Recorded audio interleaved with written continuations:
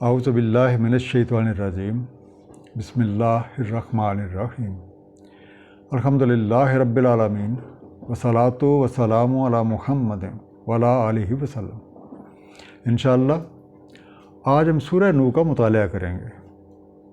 یہ ایک مکی صورت ہے اور اس لحاظ سے منفرد ہے کہ یہ نزول اور ترتیب دونوں کے لحاظ سے قرآن کریم کی 71ویں سورہ ہے۔ اس میں کل 28 آیات ہیں جو کہ 2 رکوع پہ مشتمل ہیں۔ یہ صورت حضرت نوح علیہ السلام کے نام سے موسوم ہے۔ حضرت نوح علیہ السلام کا نام قرآن کریم کی 43 آیتوں میں موجود ہے۔ نوح علیہ السلام وہ پہلے نبی ہیں جن کی جد و جہد کا ذکر ہمیں قرآن کریم میں ملتا ہے۔ انہوں نے ایک طویل عمر پائی۔ سورہ العنکبوت کی آیت نمبر 14 اس کے مطابق انہوں نے 950 برس تک اپنی قوم کو پیغام حق پہنچایا۔ اتنی لمبی کوشش کے نتیجے میں 40 اور بعض روایات کے مطابق 80 افراد جو ہیں وہ ایمان لائے، اور جب ان کی قوم عناد، بت پرستی، ہٹ درمی اور باطل پرستی سے باز نہ آئی اور حضرت نوح علیہ السلام کو معلوم ہو گیا کہ اب کوئی اور فرد ایمان لانے والا نہیں ہے، تو انہوں نے اللہ کے حکم کے مطابق ایک کشتی تیار کرنا شروع کر دی۔ مکافات عمل کے قانون کے مطابق ایک طوفان باد و باران جس میں بارش اور تند و تیز ہواؤں کا سلسلہ ایک عرصے تک جاری رہا، تمام منکرین حق غرق ہو گئے، اور اللہ تعالیٰ نے حضرت نوح علیہ السلام اور جو اہل ایمان ان کے ساتھ تھے ان سب کو اس کشتی میں محفوظ رکھا۔ آہستہ آہستہ زمین خشک ہونا شروع ہوئی تو کشتی کے مسافروں نے زمین پر قدم رکھا۔ زمین کو دوبارہ آباد کرنے والے یہ وہی لوگ تھے جو طوفان سے بچا لیے گئے۔ اس وجہ سے حضرت نوح علیہ السلام کا لقب ابو البشر ثانی یا آدم ثانی بھی مشہور ہے۔ اس سورہ میں حضرت نوح علیہ السلام کی جد و جہد اور ان کی قوم کے طرز عمل کی ایک جھلک موجود ہے، اس دعا کے ساتھ کہ اللہ تعالیٰ اپنے حبیب رحمت للعالمین صلی اللہ علیہ وآلہ وسلم کے طفیل ہمیں قرآن کریم کا صحیح مفہوم عطا فرمائیں۔ آئیے مطالعہ قرآن کا آغاز کرتے ہیں۔ سورہ نوح۔ بسم اللہ الرحمن الرحیم۔ انا ارسلنا نوحا الی قومہ، بے شک ہم نے بھیجا نوح علیہ السلام کو ان کی قوم کی طرف، ان انذر قومک من قبل ان یاتیہم عذاب علیم، کہ تنبیہ کریں اپنی قوم کو اس سے پہلے کہ ان پہ ایک المناک عذاب آ جائے۔ انذر کا روٹ ہے نظر، نون زال رے، انجام کے بارے میں آگاہ کر دے، خبردار فرما دے، فوروارن یا کاشن، ان سے کوئی بھی میننگ آپ لے سکتے۔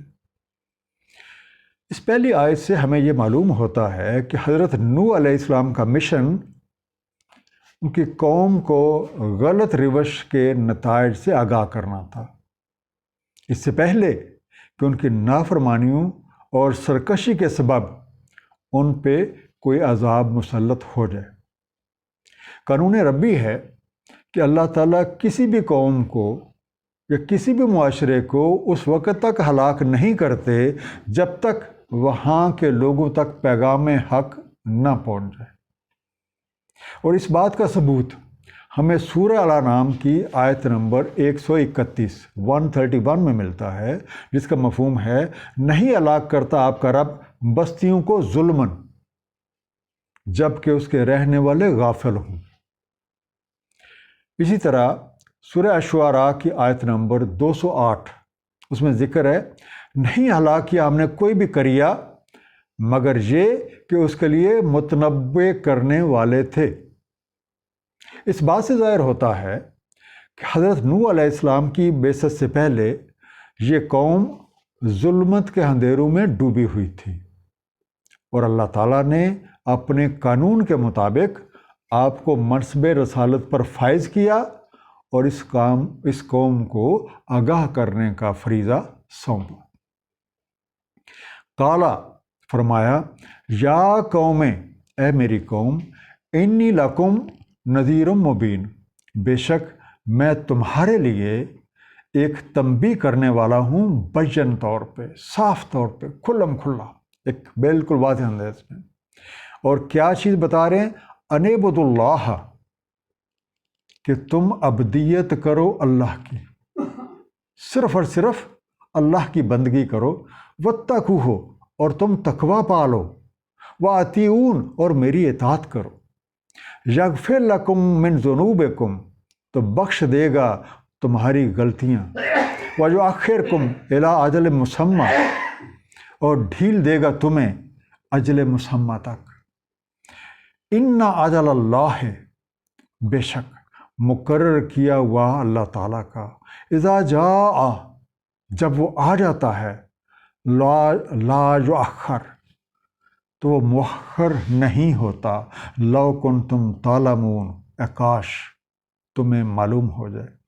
اجل مسمى کسی بھی چیز کے لیے نامزد شدہ مدت کے تکمیل کی گھڑی، completion of an appointed time۔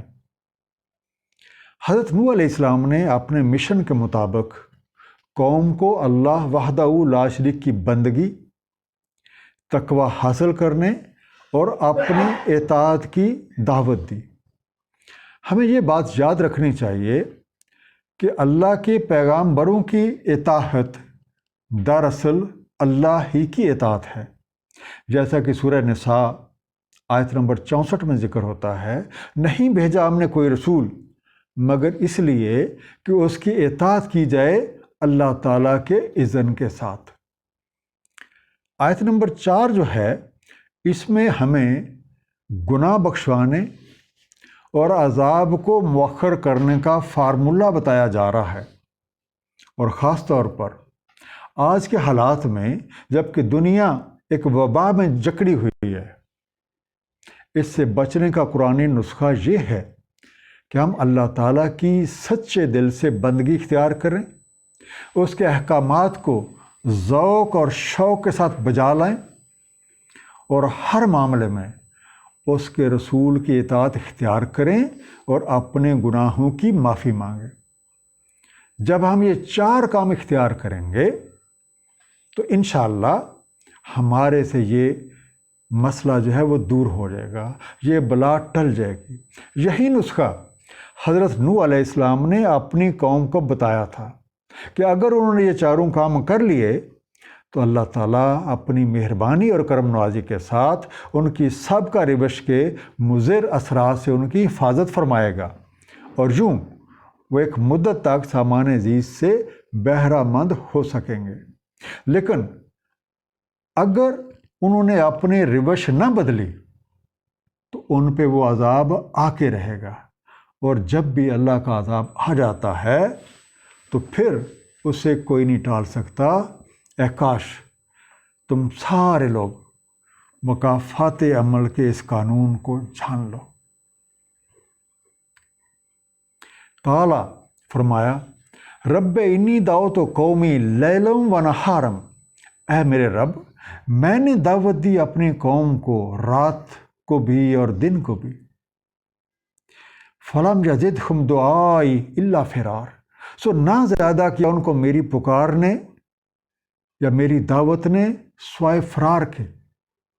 وَإِنِّي كُلَّمَا دَعَوْتُهُمْ، اور بے شک میں نے جب بھی انہیں دعوت دی، لِتَغْفِرَ لَهُمْ، تاکہ آپ انہیں بخش دیں، جَعَلُوا أَصَابِعَهُمْ فِي آذَانِهِمْ، دے لی انہوں نے اپنے کانوں میں اپنی انگلیاں، فَاسْتَغْشَوْا ثِيَابَهُمْ، اور اوڑھ لیے اپنے اوپر کپڑے، وَأَصَرُّوا وَاسْتَكْبَرُوا اسْتِكْبَارًا، اور بہت اصرار کیا انہوں نے، تکبر کیا ایک متکبرانہ انداز میں۔ دعو تو دعو سے بنا، دال این باؤ، دعوت دی، بلایا، کالڈ، انوائٹڈ۔ استخشو خشوع سے بنا، ڈھانپ لیا، کورڈ دے۔ اصروا بڑی سختی کے ساتھ جمے رہے، بہت زیادہ اصرار کیا، پرسسٹڈ۔ حضرت نوح علیہ السلام نے ہر ممکن کوشش کی، لیکن قوم نے اپنی روش نہ بدلی، تو بالآخر انہوں نے اپنے رب سے ان الفاظ میں ان حالات کا ذکر کیا کہ میں نے تو اس قوم کو دن رات تیرے راستے کی طرف بلایا ہے، لیکن ان کی حالت یہ ہو چکی ہے کہ میں جتنا انہیں بلاتا ہوں یہ اتنا ہی دور بھاگتے ہیں۔ میں جب انہیں امن اور سلامتی کی طرف بلاتا ہوں یہ اپنے کانوں میں انگلیاں ٹھونس لیتے ہیں کہ کبھی کوئی حق کی بات ان کے کانوں میں نہ پڑے، اور کبھی اگر کوئی تھوڑا بہت سنتے بھی ہیں تو وہ بھی ایک منافقانہ انداز میں، لیکن دلوں کو اس طریقے سے سمیٹ کے رکھتے ہیں کہ ایک لفظ بھی ان تک نہ پہنچے، اور اپنے اس طرز عمل پہ ایک انتہائی متکبرانہ انداز میں ڈٹے ہوئے ہیں۔ اس قوم کا طرز عمل سورہ ہود کی آیت نمبر 5 کے مطابق تھا، جس کا مفہوم ہے سن لو۔ وہ دورہ کر رہے ہیں اپنے سینوں کو تاکہ مخفی ہو جائے ان سے، سن لو۔ وہ لپیٹتے ہیں اپنے اوپر کپڑے، اور اللہ کو تو علم ہے جو کچھ وہ چھپاتے ہیں اور جو کچھ وہ اعلانیہ طور پہ کرتے ہیں۔ بے شک وہ با علم ہے تمہارے سینوں میں چھپی ہوئی باتوں سے۔ ثم انی دعوتہم جہارا، پھر میں نے انہیں دعوت دی جہرن، ایک آواز بلند میں۔ ثم انی اعلنت لہم واسررت لہم اسرارا، پھر میں نے اعلانیہ طور پہ بھی کہا، میں نے انہیں پوشیدہ اور رازدارانہ انداز میں بھی کہا۔ فَقُلْ تَسْتَغْفِرُوا رَبَّكُمْ، بس میں نے کہا استغفار کرو اپنے رب سے، اِنَّهُ كَانَ غَفَّارًا، بے شک وہ تو بہت غفار ہے، وہ تو بہت بخشنے والا ہے۔ جہارن، جہر، جیم ہے رے، کھلم کھلا، بآواز بلند، پبلکلی، لاؤڈلی۔ اسرار تو سرر سے بنا، سین رے رے، ڈھکے چھپے انداز میں، کنفائیڈڈ۔ اے میرے رب، میں نے انہیں عام مجموع میں بھی، الگ الگ مجلسوں میں بھی خطاب کیا ہے، انہیں اعلانیہ بھی کہا ہے، انہیں علیحدگی میں بھی نصیحت کی ہے، غرض میں نے ان کو پیغام حق پہنچانے کا کوئی طریقہ جو مجھے معلوم تھا میں نے نہیں چھوڑا۔ میں نے بارہا انہیں کہا ہے کہ دیکھو تمہاری غلط روش تباہی کا باعث بن جائے گی، اس لیے بہتر ہے کہ سنبھل جاؤ، اپنے رب سے اپنی غلطیوں اور کوتاہیوں کی معافی مانگ کے اس تباہی سے بچنے کا سامان کر لو۔ یرسل السماء علیکم مدرارا، بھیج دے گا وہ آسمان سے تم پہ باران، وَيُمْدِدْكُمْ بِأَمْوَالٍ وَبَنِينَ، اور فروغ دے گا تمہیں اموال اور اولاد کے ساتھ، وَيَجْعَلْ لَكُمْ جَنَّاتٍ وَيَجْعَلْ لَكُمْ أَنْهَارًا، اور کر دے گا تمہارے لیے باغات اور کر دے گا تمہارے لیے فراوانی۔ مدرارا، رر سے بنا، بہتات، اس سے مراد بہتات بھی ہے چیزوں کی، اور اس سے مراد ایک موسلا دھار بارش بھی ہے۔ پورنگ، کیپیشیس رین، انہارن، نہر، ریل پل، کوئی چیز جو روانی سے بہہ رہی ہو، کوئی چیز جس کی ریل پیل ہو، ابنڈنس، فلوئنگ، اور آپ اسے اسٹریم بھی کہہ سکتے ہیں۔ حضرت نوح علیہ السلام کہتے ہیں میں نے کہا کہ اگر تم استغفار کر لو گے، اللہ سے اپنے گناہوں کی معافی مانگ لو گے، تو وہ ایسے اسباب پیدا کر دے گا جن کی وجہ سے تمہیں اس دنیا میں خوشحالی اور خوشگواری مل جائے گی، اور اس طرح تمہارے مال و اسباب میں بھی اضافہ ہو جائے گا اور تمہاری نسلیں بھی پھیلیں گی۔ جو آج تمہارے بچے ہیں کل جوان ہو کے ان کی شادیاں ہوں گی، ان کے آگے بچے ہوں گے، خاندان ہوں گے، اور اس سے آگے مزید گروہ اور قبیلے بنیں گے، اور تمہیں ہر طرح کی آسانیاں بھی ملیں گی۔ مالکم لا ترجون للہ وقار، کیا ہو گیا ہے تمہیں کہ تم امید ہی نہیں رکھتے اللہ تعالیٰ سے کسی وقار کی؟ وقت خلقکم اطوارا، حالانکہ اس نے تو خلق کیا ہے تمہیں اطوارن، مختلف سٹیجز سے گزار کے، مختلف طرح سے، طرح طرح کی تمہاری طبیعتیں ہیں، تمہارے رنگ مختلف ہیں، تمہاری نسلیں مختلف ہیں، تمہاری زبانوں بھی ہیں، تمہاری حالتیں مختلف ہیں۔ الم تروا کیف خلق اللہ سبع سماوات طباقا، کیا تم دیکھتے نہیں ہو کہ کیسے خلق فرمایا اللہ تعالیٰ نے 7 آسمانوں کو اوپر تلے؟ وجعل القمر فیہن نورا، اور کر دیا ہے قمر کو یا چاند کو ان میں نور۔ وجعل الشمس سراجا، اور کر دیا ہے شمس کو درخشاں، ایک چمکتا ہوا، جگمگاتا ہوا۔ نوح علیہ السلام فرماتے ہیں کہ میں نے لوگوں سے یہ بھی کہا کہ حیرت ہے کہ تم لوگ اس طرح کی باوقار زندگی کے خواہش مند ہی نہیں ہو جو تم اللہ تعالیٰ کے قوانین کی اتباع کرنے سے حاصل کر سکتے ہو، اور اس زندگی میں ایک حسن توازن بھی ہوگا، اور ثبات بھی ہوگا، آسانیاں بھی ہوں گی، اور ترقی بھی ہوگی۔ ذرا غور تو کرو کس طرح اللہ تعالیٰ نے تمہیں مختلف منازل سے گرا کر تخلیق کیا ہے، اور ان تخلیقی مراحل میں تمہارا ہر قدم آگے کی طرف بڑھ رہا تھا، ایک مرحلے کے بعد اگلا مرحلہ۔ آج تم سارا کچھ بھول بھال کے پستیوں کی طرف گامزن ہو گئے ہو۔ ذرا نظام کائنات پہ غور تو کرو، ہر چیز کی اپنی اپنی خصوصیات ہیں، بے شک ہر چیز کی اپنے اپنے ایٹریبیوٹس ہیں، کریکٹرسٹکس ہیں، لیکن اس کے باوجود کیسے یہ مکمل ہم آہنگی کے ساتھ اپنا تشخص بھی برقرار رکھا ہوا ہے، لیکن ایک ہم آہنگی کے ساتھ اپنے اپنے کام میں مصروف عمل ہے۔ ذرا دیکھو تو صحیح کہ انہی آسمانی کروں میں سے اللہ تعالیٰ نے کسی کے سورج کو جگمگاتا ہوا بنا دیا ہے، اور چاند کو ایک نورانی قندیل بنا دیا ہے۔ ان چیزوں کو دیکھ کے ذرا اپنی زندگی پہ غور تو کرو، کیسے تم لوگ باہمی طور پہ متصادم ہو رہے ہو جب تم احکامات الہیہ سے دور ہو۔ اگر تم وحی کے مطابق اپنے طرز عمل کو صحیح کر لو گے تو تمہاری زندگی کی راہیں بھی روشن ہو جائیں گی، اور تم بھی دوسروں کے لیے چراغ راہ بن سکو گے۔ واللہ انبتکم من الارض نباتا، اور اللہ تعالیٰ نے اگایا ہے تمہیں زمین سے نباتن، نباتات کی طرح سے۔ ثم یعیدکم فیہا، پھر معود کرتا ہے تمہیں اسی میں، لوٹا دیتا ہے تمہیں اسی میں۔ وَيُخْرِجُكُمْ إِخْرَاجًا، اور تمہیں نکالتا ہے اخراجاً، اسی سے نکال کھڑا کرتا ہے۔ وَاللَّهُ جَعَلَكُمُ الْأَرْضَ بِسَاطًا، اور اللہ تعالیٰ نے کر دیا ہے تمہارے لیے زمین کو ایک بساط۔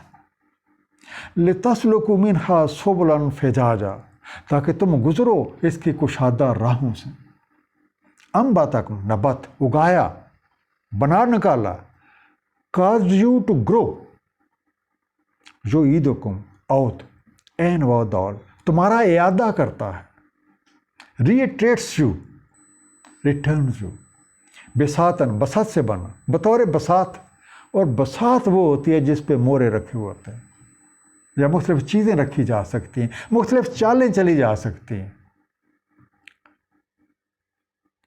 این ایکسپینس اور سپیم، فجاجن، فجج سے بنا، فے جیم جیم، کھلی گزرگاہ۔ اور عام طور پہ پہاڑوں کے درمیان وہ جو کھلا راستہ ہوتا ہے اس کو بھی فجج کہا جاتا ہے، پیسج اور براڈ وے بٹوین ماؤنٹینز۔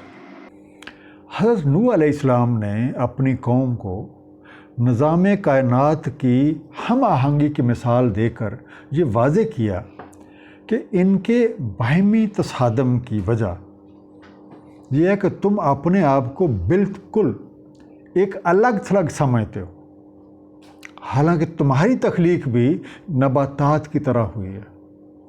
جیسے زمین سے ایک تنا اوپر کو نکلتا ہے، پھر اس کی شاخیں ادھر ادھر پھیل جاتی ہیں، لیکن اس کا باوجود اس کا تعلق اس زمین کے ساتھ برقرار رہتا ہے، اور جڑیں جو اصل میں خوراک حاصل کرتی ہیں وہ ہر شاخ اور ہر پتی تک پہنچتی ہے، جس کی وجہ سے پورے کا پورا پودا سرسبز ہوتا ہے۔ تو اس سرسبز رہنے کا راز باہمی ربط، اشتراک، تعاون اور ایثار پہ ہے۔ اگر جڑ سارے کا سارا وہ مواد اپنے پاس ہی رکھتی تو سارا پودا خشک ہو جاتا۔ ذرا غور کرو کہ انسانی تخلیق کی ابتدا ہوئی تو مختلف مراحل سے گزرتی ہوئی تمہارا پیکر تشکیل ہوا۔ یہ پروگرام موت کے بعد کوئی ختم نہیں ہو جاتا، بلکہ زندگی کے اگلے مرحلے میں بھی اسی طریقے سے جاری رہتا ہے۔ اور اس کی تفصیل ہمیں کہ وہ کس طریقے سے جاری رہتا ہے سورہ حج کی آیت نمبر 5 میں ملتا ہے۔ اے لوگو، اگر تمہیں کچھ شک ہے اٹھا کھڑا کیا جانے میں، تو ہم نے تمہیں خلق کیا خاک سے، پھر نطفہ سے، پھر علقہ سے، پھر مضغہ سے متشکل اور غیر متشکل، تاکہ ہم روشن کر دیں تمہارے لیے۔ اور ہم ٹھہرائے رکھتے ہیں ارحام میں جو ہم چاہتے ہیں ایک اجل مسمى تک، پھر ہم نکالتے ہیں تمہیں ایک بچہ سا تاکہ تم پہنچو اپنے شباب کو، اور تم میں سے کچھ فوت ہو جاتے ہیں اور تم میں سے کچھ لوٹا دیے جاتے ہیں نکمی عمر کو کہ وہ نہیں جانتے کچھ جان لینے کے بعد بھی۔ اور تم دیکھتے ہو زمین کو سوکھا پڑا ہوا، تو جب ہم نازل کر دیتے ہیں اس پہ کچھ پانی تو تازہ ہو جاتی ہے، پھول اٹھتی ہے اور اگاتی ہے ہر طرح کی خوشنما جوڑی۔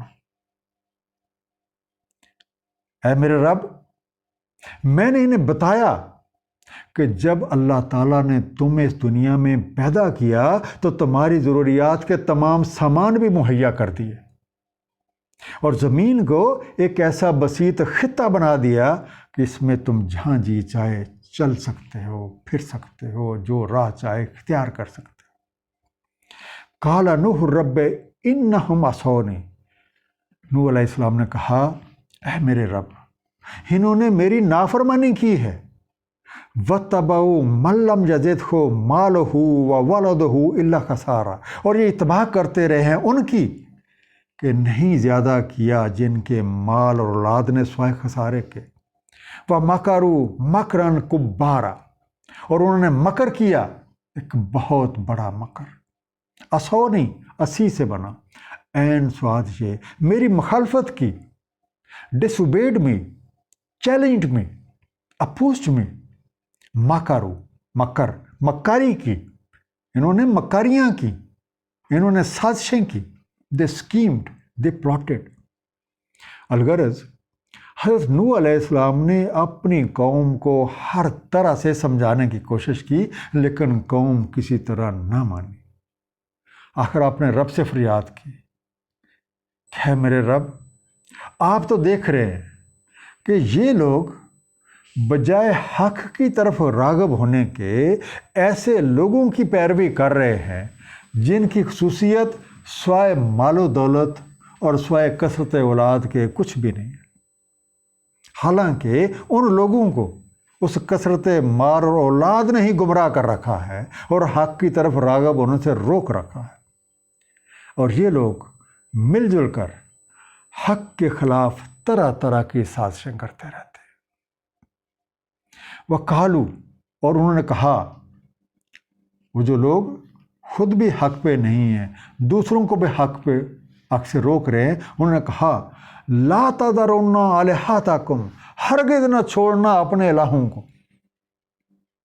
ولا تذرن ودم ولا سواعا ولا یغوث ویعوق ونسر، اور کبھی نہ چھوڑنا ود کو، نہ سوا کو، نہ یغوث اور یعوق اور نسر کو۔ وقد اضلوا کثیرا، اور تحقیق بٹکایا انہوں نے بہت سوں کو۔ ولا تزد الظالمین الا ضلالا، اور نہ کر زیادہ ظالموں کو سوائے بھٹکنے کے۔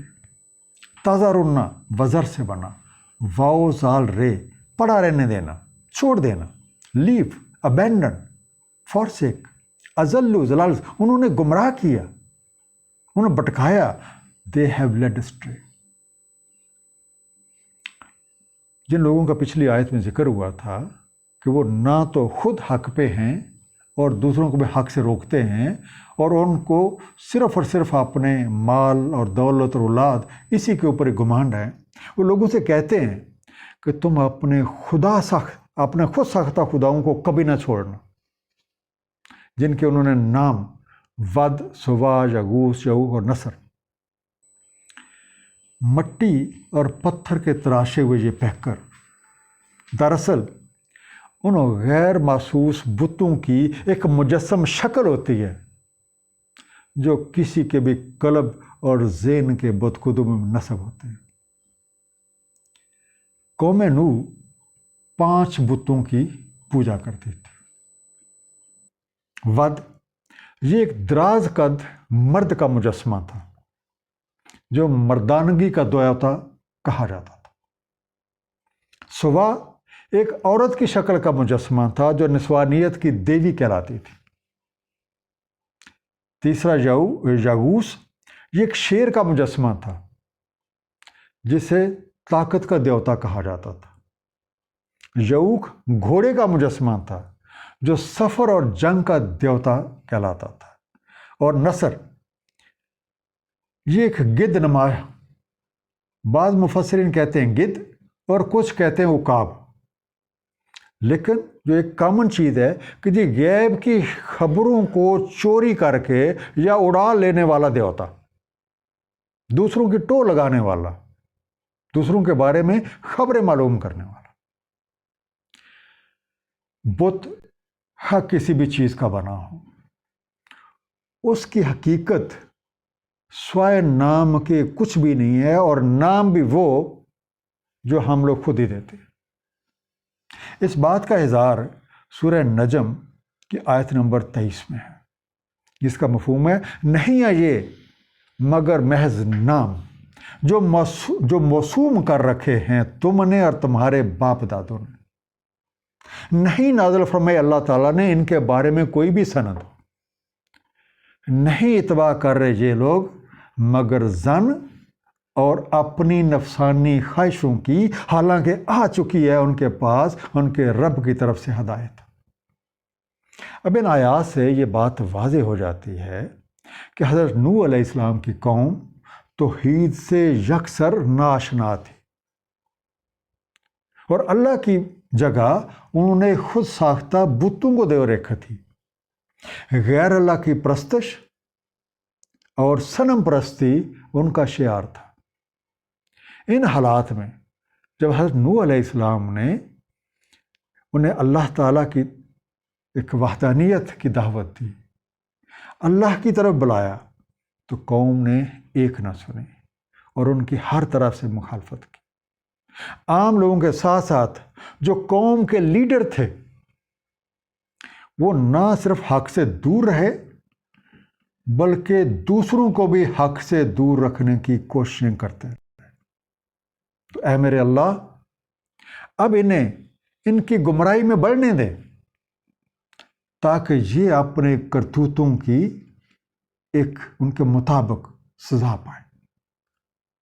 مما خطیئاتہم، بسبب اپنی خطاؤں کے، اغرقوا، وہ غرق کر دیے گئے، فادخلوا نارا، اور سو داخل کر دیے گئے آگ میں، فلما یجدوا لہم من دون اللہ انصارا، سو وہ نہیں پاتے اپنے لیے اللہ تعالیٰ کے سوا کوئی بھی نصرت کرنے والا۔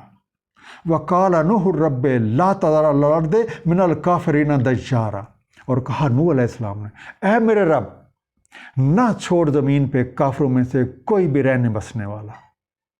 دیار دور سے بنا، دال واو رے، گھرانہ، ڈویلنگ پلیس۔ اب آیت نمبر 25 پہ غور کریں۔ قوم نوح اپنی غلط کاریوں کے سبب غرق ہو گئے اور نتیجتاً سارے مجرم آگ میں داخل کر دیے گئے، اور انہوں نے دیکھ لیا کہ اللہ تعالیٰ کے سوا کوئی بھی مدد نہیں کر سکتا، اور جن پہ انہوں نے تکیہ کر رکھا تھا، جن بتوں پہ، جن لیڈروں پہ کوئی بھی کام نہ آیا، بلکہ وہ بذات خود بھی غرق ہو گئے۔ آیت نمبر 26 میں جو حضرت نوح علیہ السلام کی یہ دعا ہے، اے میرے رب ان کافروں میں سے کسی گھرانے کو بھی رہنے بسنے کے لیے نہ چھوڑنا، اس میں ایک رمز پوشیدہ ہے۔ اس قوم کی سرکشی اور جرائم کی نوعیت ایسے لگتا ہے کسی متعدی بیماری جیسی تھی، اور دوسرے تمام انسانوں کو اس کے برے اثرات سے بچانا نہایت ضروری تھا، کیونکہ جب جرم کی مکمل بیخ کنی کرنی مقصود ہوتی ہے تو مجرموں کے ساتھ ساتھ ان کے ٹھکانے اور اس ماحول کو بھی تباہ کر دیا جاتا ہے۔ کا بے شک انتظرہم، اگر آپ نے انہیں چھوڑ دیا، یضلوا عبادک، یہ بھٹکاتے رہیں گے آپ کے بندوں کو، ولا یلدوا الا فاجرا کفارا، اور نہیں جنیں گے یہ مگر فاجر کفاری۔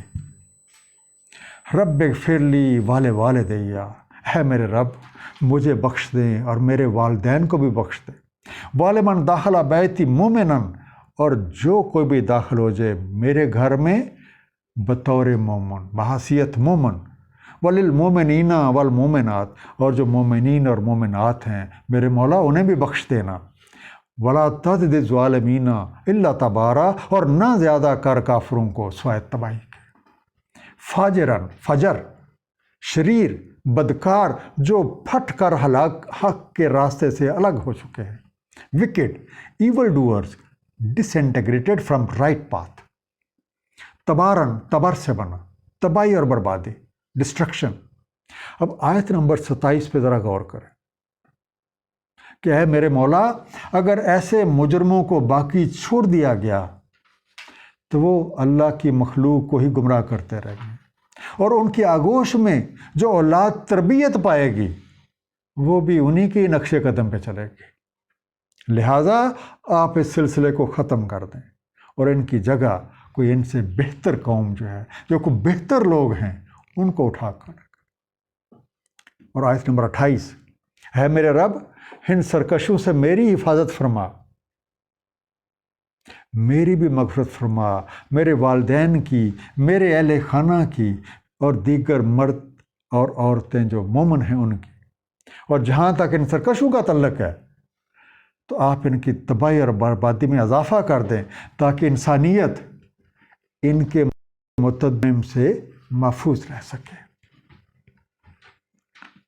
ایک مختصر سا خلاصہ بھی، اور جو ایک لیسنز ڈرا ہوتے ہیں، جو ایک سبق اس ایک مختصر سی صورت سے نکلتے ہیں، وہ آپ کے سامنے رکھ رہا ہوں۔ اللہ تعالیٰ قادر مطلق ہے، وہ عجز و انکساری کو پسند فرماتا ہے، جبکہ تکبر، غرور اور نافرمانی اللہ کے قریب انتہائی ناپسندیدہ اعمال ہے۔ اور جب بھی کسی قوم کے ناپسندیدہ اعمال ایک حد سے بڑھ جاتے ہیں تو قانون قدرت حرکت میں آ کے نافرمانوں کو نیست و نابود کر دیتا ہے۔ ہر کوئی اپنے اعمال کا خود جواب دہ ہے، اس لیے کہ باپ کی بزرگی بیٹے کی نافرمانی کا مداوا نہیں بن سکتی، اور نہ ہی کسی بیٹے کی سعادت مندی باپ کی سرکشی کا بدل بن سکتی ہے۔ اللہ تعالیٰ پہ توکل کا مطلب عملی جد و جہد کو ترک کرنا نہیں ہے، بلکہ مقدور بھر عملی جد و جہد کرنا اور نتائج کو اللہ تعالیٰ پہ چھوڑ دینا ہے۔ طوفان سے بچاؤ کے لیے کشتی کی تیاری عملی جد و جہد کی نشانی ہے۔ کفران نعمت اور ناشکری ایک ایسی جہالت ہے جس کے نتیجے میں اسرار الہی پردے میں ہی رہتے ہیں۔ ناشکری قومیں گمراہ ہو کر حق اور معرفت کی راہیں چھوڑ دیتی ہیں۔ ان کا کبر اور ان کی سرکشی انہیں تباہی اور بربادی کے دہانے پہ لے آتی ہے، اور وہ عذاب سے دوچار ہو کر نمونہ عبرت بن جاتے ہیں۔ اس وقت حالت یہ ہے کہ نوح انسانی نے دین فطرت کو چھوڑ کے مادی وسائل پہ تکیہ کر رکھا ہے، اور اس طرز عمل کی وجہ سے دنیا ایک بار پھر تباہی کے دہانے پہ پہنچ چکی ہے۔ اگر نوح انسانی نے سوچے بچار سے کام نہ لیا اور قوم نوح کی طرح سرکشی کو جاری رکھا اور اپنے افعال اور کردار سے توحید کا راستہ اختیار نہ کیا، تو کچھ بعید نہیں کہ عنقریب طوفان نوح جیسی کوئی آفت اس کرۂ زمین کو اپنی لپیٹ میں لے لے۔ اللہ تعالیٰ ہم سب کو سمجھنے اور اس پہ عمل کی توفیق عنایت فرمائے۔ صلی اللہ تعالیٰ علی حبیب محمد وآلہ وسلم۔